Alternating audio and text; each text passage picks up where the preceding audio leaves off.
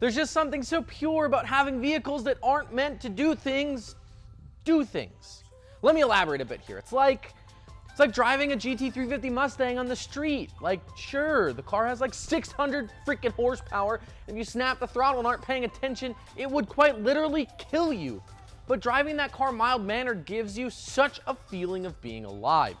It's the same as the Seaboys, right? With all of their water-skipping snowmobile action, just as long as you don't, swamp it and run out of gas like CJ just did, and then, well, you sink it. It's a bad day. Either way, there's just something about having a vehicle that has absolutely no business doing the job that it's doing, do it well.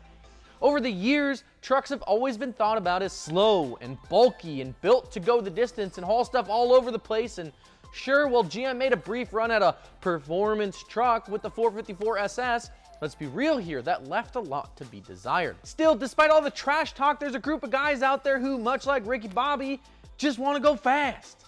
Now, is there anyone out there who wants to go fast? Anybody? I want to go fast. Hey, get him a suit. Hurry up, let's go. I'm Dust with the Custom Offsets. You guys can follow me on Instagram at dusty.co. And if today's video title hasn't already given it away, today's video is all about how you may want a fast truck.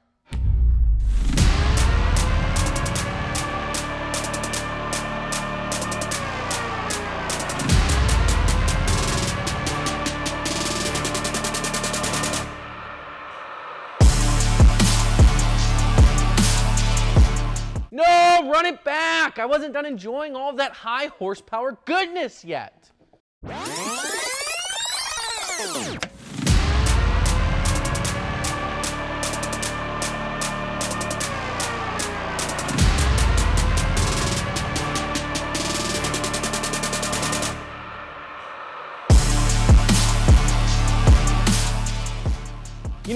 I don't care who you are. Seeing all these trucks just get downright and dirty makes me happy, Maybe it's because I always wanted a fast truck when I was a kid and then never really had one until I bought my first diesel, but man, oh man, I could listen to turbos screaming and tires burning for hours. I love it. But that's not why we're here, are we? Before we dive into all of the tire slang, RPM screaming goodness of fast trucks, I want to take a moment and remind you guys that if you're looking for a new set of wheels and tires for your truck but aren't sure what fits, we've got your back. Trust us, we've been there. Wheel fitment, it can be a little bit difficult. It's actually why Custom Offsets even exists. See, back in 2013, we also had trouble finding a wheel and tire package that would fit. We scoured the forums and just couldn't find the information that we needed. So we created our gallery, which is a collection of all sorts of custom trucks that break down all the details of wheel sizes and tires and suspension details and even how much trimming you had to do. Plus, it shows you actual photos of the build so you can visualize what your new setup is going to look like on your truck. While it was cool back then, it's now grown to over 100,000 custom trucks, meaning that if you're looking for it, we probably have it. All right, enough about the gallery, into the actual video. Since we chatted about it earlier, let's talk for just a tiny little second about the 454 SS. I mean, after all, it would be unfair of us to talk about fast trucks and not talk about the GM flagship for performance.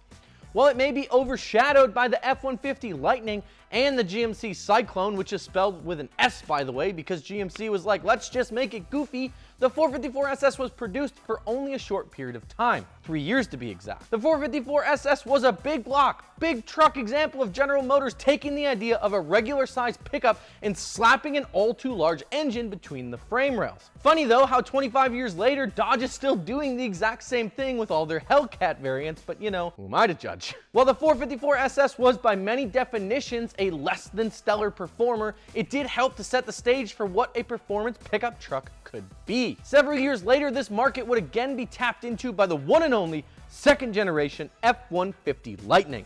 You know the one, fast and furious, boxes in the back, mobbing down the street, pulls up to the curb, you've seen it. As the years passed, there were several other notable examples of trucks that were pretty straight up down to party. F-150 Raptor, Trailblazer SS, and even the one and only Ram TRX. Guys just seem to love fast trucks.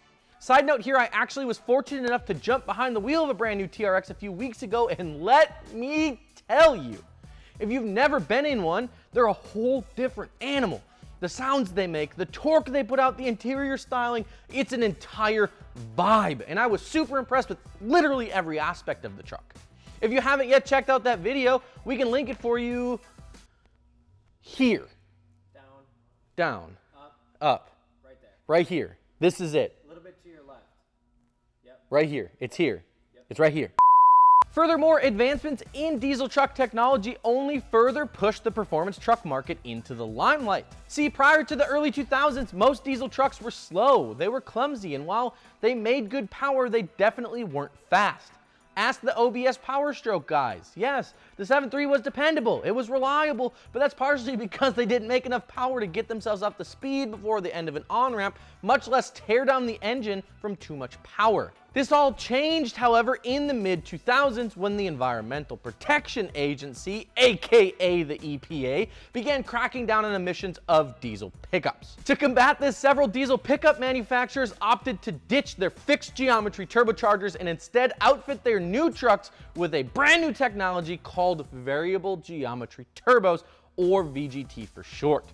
These VGTs allowed for better fuel efficiency by building boost lower in the RPM range, causing a much more efficient fuel burn and thus reducing emissions. These VGTs are responsible for some of the best sounding diesel pickup trucks of all time, including the one and only LBZ Duramax, and of course, the one and only jet plane 6-liter Power Stroke turbo diesel, even if Lawson forgot the 6-liter in his list of best sounding trucks of all times. Whoops. While they did help increase fuel efficiency, these VGTs also made it significantly easier to make healthy power numbers out of a newer diesel pickup. By opening the vanes of the turbo earlier, a tuner could push more boost, meaning that you can dump more fuel into the cylinders, which just means more power. That's the way it works. More boost, more fuel, more bang, and then more power. Once the word got out about this, it swept the nation, and suddenly you had guys taking new pickup trucks, dropping a flash tune on them and running them at the local drag strip and putting the hurt on a lot of cars that they had no business putting the hurt on. I've had personal experience on a closed course with a professional driver, of course, where I lined up with a newer BMW M2 and I put the hurt on him from a dig. Like a bus length. It was not good. Let's say that you want a fast truck though. Where do you start? While it is possible to make a gas truck fast, you're going to find that bang for your buck, it's easier to squeeze performance out of a diesel pickup. Now, it really depends on your truck, right? But typically an intake, exhaust, and a good tune on a diesel pickup will net you north of somewhere in the 400 horsepower range and usually gives you enough torque to move a moderately sized house down the block without an issue. We're not talking on a trailer, just like hook it up with a chain and just drag it down the road, you'll be fine. On the other hand, if you wanted to build a gas truck, it's definitely possible, but you're gonna be looking at a little bit more in-depth build here, right? Typically, guys with gas truck builds are doing a cam, an intake, exhaust, headers, lifters, possibly boring and or stroking the engine, and also doing some sort of forced induction, like a turbo or turbos, or a supercharger. We actually did a supercharger build on CO2, and although it gave K350 a run for its money back in the day, and unfortunately, still lost. In terms of wheels and tires, most of these performance-oriented trucks are going to be running some sort of street tire setup. Nitto 420s, or my personal favorite, the Toyo Proxy ST3, are super common and are great tires for the money, though I've seen some nasty Power Strokes throw down on a set of 35s at the drag strip. Do you guys have any performance parts on your truck? Should we do a shop build on a burnout truck? Let us know down in the comment section below, and as always, be sure to subscribe to the channel if you haven't already. With that, I'm Dustin with Custom Offsets. We'll see you guys on the next one. Peace. No, keep going. Why? Keep talking. About what? Because just keep talking. Why? We need more video. More video? Yeah, more content. Okay, interesting facts. Interesting facts. What do I have for interesting facts? I have nothing for you. I'm sorry. I'm sorry. Let me see if there's a fact of the day. Hold on, because I don't want to leave you hanging. Fact of the day. Fact of the day. What? I googled fact of the day and it says, when will Pluto make a full orbit? Grapes light on fire in the microwave. You've never put a grape in a No, have you? Yeah. Is it wild?